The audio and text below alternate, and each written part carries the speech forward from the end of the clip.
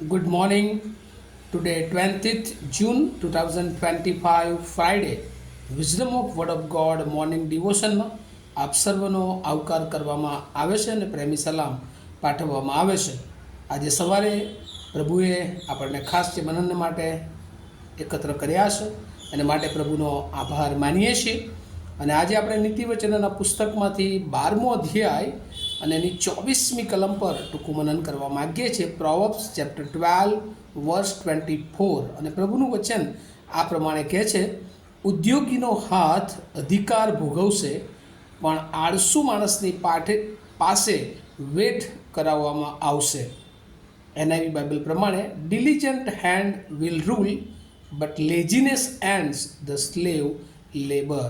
અને અહીંયા બહુ મહત્ત્વનું વ્યવહારિક શિક્ષણ, પ્રેક્ટિકલ ટીચિંગ એ નીતિવચનમાં આપવામાં આવ્યું છે. અને ઘણી બધી વાર આપણે જો જોઈએ તો ઘણા લોકોની પાસે એ ઈશ્વરી જ્ઞાન હોય છે, બુદ્ધિ હોય છે, ડાપણ હોય છે, ટેલેન્ટ્સ હોય છે, સ્કિલ હોય છે, તેમ છતાં તેઓ નિષ્ફળ નીવડે છે. અને એનું એક કારણ એ પણ હોય છે કે ઘણું બધું હોવા છતાં જે રીતે તેમણે મહેનત કરવી જોઈએ, હાર્ડ વર્ક કરવું જોઈએ, એ કરવામાં તેઓ એ પાછા પડતા હોય છે અને એના કારણે તેઓને સફળતા મળતી હોતી નથી. અને એટલે સુલેમાન નીતિવચનોમાં ઘણી બધી વાર એ આત્મિક જીવનોની સાથે સાથે વ્યવહારિક શિક્ષણ, આ પૃથ્વી પર ખ્રિસ્તી જીવન અને આત્મિક જીવન કેવી રીતે એ વૃદ્ધિ પામી શકે અને આ પૃથ્વી પરની પણ બધી બાબતોમાં એ તમારે ને મારે ખૂબ એક્ટિવ રહેવાનું છે, એ બાબત વિશે અહીંયા શિક્ષણ આપ્યું છે. અને એટલા માટે અહીંયા બહુ સ્પષ્ટ લખ્યું છે, ડિલિજન્ટ હેન્ડ વિલ રૂલ. ઉદ્યોગીના હાથમાં એ અધિકાર હશે. અને એટલે આનો જો કોઈ થીમ કે મુદ્રાલક આપવો હોય તો આપી શકે, ડિલિજન્સ રૂલ. એટલે જેની પાસે એ ખાસ કરીને ઉદ્યોગી હાથ છે તે લોકો એ અધિકાર ભોગવશે. અને એટલે આજે આપણે જોઈએ છીએ કે ઘણા બધા લોકો એ દેવની ઓળખમાં હોય છે, એમની પાસે અદ્ભુત દેવનું જ્ઞાન હોય છે, પણ તેમ છતાં તેઓની પાસે જે હોય છે એ સેવામાં લાગુ ન કરવા હોવા છતાં તેઓ સફળ થતા નથી. અને આજે સવારે પ્રભુનું વચન એ આપણને ઘણી બધી બાબતો વિશે કહે છે કે ઘણી બધી વાર બહુ જ અદ્ભુત લોકો અને ઈશ્વર જ્ઞાન આપે છે, બુદ્ધિ આપે છે, સમજ શક્તિ હોય છે, આત્માની દોરવણી હોય છે, પણ તેઓ પછી બાઇબલ વાંચતા નથી. અને એટલા માટે જે વાંચન, જે એમના જીવનમાં મહેનત કરવાની છે, તેમાં તેઓ નિષ્ફળ નીવડતા હોય છે. અને ઘણી બધી વાર આપણે જ્યારે 10માની 12માની પરીક્ષાઓ હોય છે, ઘણા બાળકો બહુ હોશિયાર હોય છે, પણ જે રીતે એમણે ટાઈમ મેનેજમેન્ટ બનાવીને મહેનત કરવી જોઈએ એ પ્રમાણે કરતા નથી. અને એટલે હોશિયાર હોવા છતાં પણ, એમનામાં આવડત હોવા છતાં પણ જે રીતે તે સફળ થવા માગે છે તેઓ તેમાં થતા નથી. અને એટલે બાઇબલ પણ કહે છે કે સમયનો સદુપયોગ કરતા હોય એ બહુ મહત્ત્વનું છે. અને એટલા માટે બે બાબતો આજે સવારે પ્રભુ આપણને શીખવા માગે છે. એક, કે આપણે ઉદ્યોગી બનીએ. કેમ ઉદ્યોગી બનવાનું છે? કારણ કે જ્યારે આપણે ઉદ્યોગી બનીએ છીએ ત્યારે પ્રભુ એ આપણને અધિકાર ચલાવવાનો આશીર્વાદ આપે છે. ઉદ્યોગી બનીએ છીએ ત્યારે આપણને સફળતા મળે છે. ઘણી બધી નીતિવચનની અન્ય જે કલમો છે, રેફરન્સ છે, ત્યાં ઉદ્યોગી વિશે એવું લખવામાં આવ્યું છે કે જો આપણે ખાસ કરીને 12મો અધ્યાય નીતિવચનોની 17મી કલમ વચ્ચે તો ત્યાં લખ્યું છે કે ઉદ્યોગી એ મૂલ્યવાન સંપત્તિ સમાન છે. સતત કાર્યરત, સતત મહેનત કરતું રહેવાનું, અને એ જાણે કે મૂલ્યવાન સંપત્તિ સમાન છે. 13મો અધ્યાય અને એની 4થી કલમમાં જો નીતિવચનમાં આપણે વાંચીએ તો ત્યાં લખ્યું છે કે ઉદ્યોગીના જીવને પુષ્ટિ મળે છે.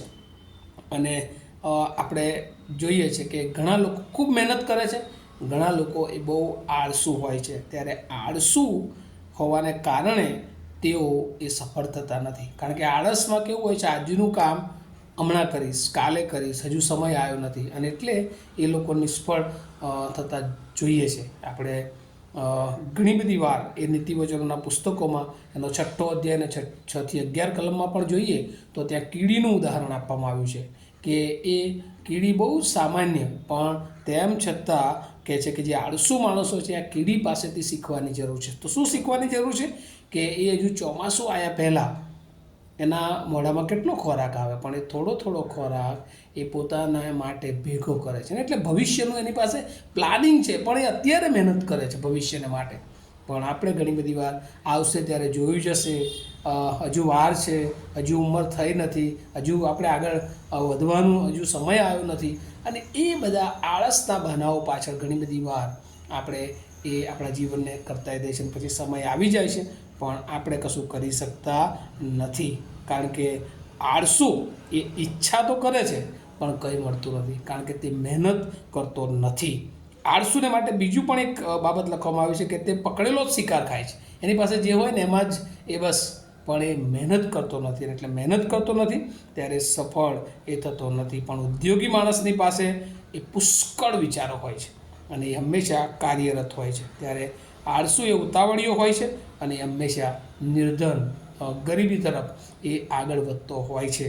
અને એટલા માટે ઘણી બધી બાબતો આપણે કહી શકીએ, પણ આજે બે બાબતો ઈશ્વર આપણને શીખવે છે કે આપણા જીવનને ઘણું બધું આપણી પાસે જ્ઞાન હોય, ઘણું બધું રાચ રચેલું હોય, ઘણી બધું કામ કરવાની તાલંત હોય, સ્કિલ હોય, પણ જો આપણે સતત મહેનત કરતા નથી, ઉદ્યોગી રહેતા નથી, જો આપણે આળસુ બની જઈએ છીએ તો એ બધું જ નકામું નીવડે છે. અને આજે સવારે પ્રભુ એ આ સુલેમાનના નીતિવચનો દ્વારા આપણને કહે છે કે આપણા જીવનને સતત આપણે કાર્યરત રાખીએ.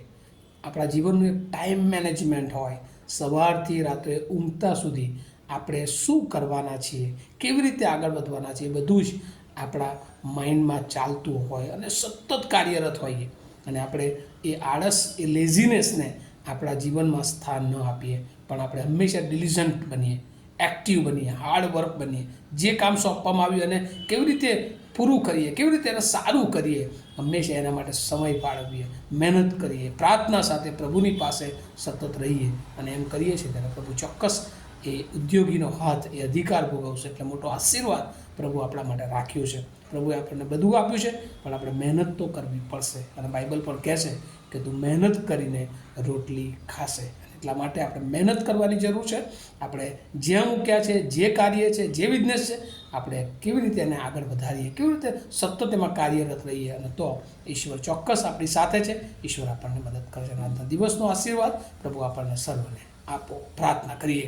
અમારા જીવંત અને દયાળુ ઈશ્વર, અમે બહુ આભાર માનીએ છીએ આજના દિવસને માટે. ઘણી બધી વાર અમારી પાસે ઘણું બધું હોય, પણ પ્રભુ મહેનતના અભાવે, ઉદ્યોગી ન બનવાના અભાવે, આળસુ બનવાને લીધે પ્રભુ અમે એ બધું જ ખોઈ બેસીએ છીએ. ત્યારે આજે સવારે પ્રભુ અમને હાર્ડ વર્ક કરવાને માટે, અમને મહેનતુ બનવાને માટે, અમને સતત કાર્યશીલ રહેવા માટે તમારા આત્માનું બળ આપો. અમે સગળા અમારા જીવનો તમારા હાથમાં સોંપ તમારી પ્રાર્થના ઈસુ પ્રભુના નામમાં સાંભળો, તેનો સ્વીકાર કરો. Amen. Have a nice day to all of you. Thank you.